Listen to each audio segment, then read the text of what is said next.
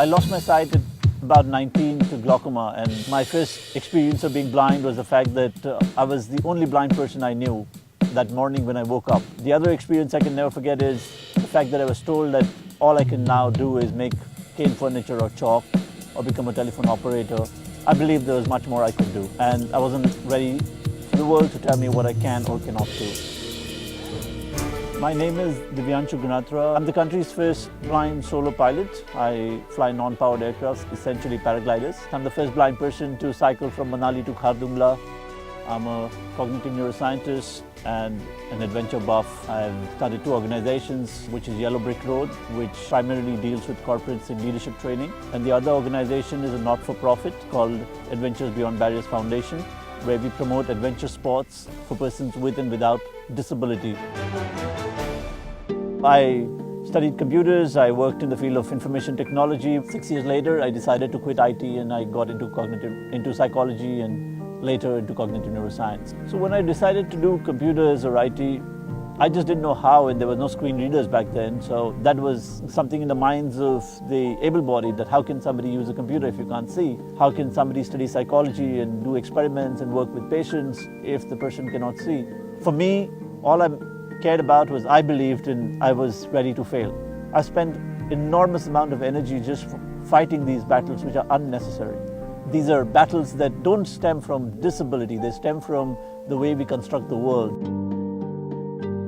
It is the entrepreneurial attitude that I have which has really helped me a lot. I've been in adventure sports ever since I can remember, until the day I woke up blind. And then it was all taken away. I was told that you cannot do this anymore.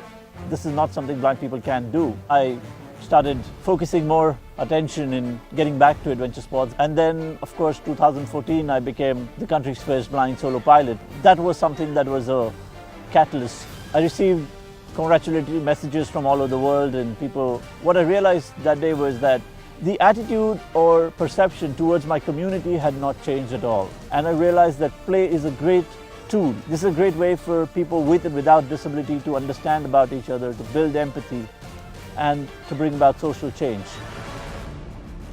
There is no other organization anywhere in the world.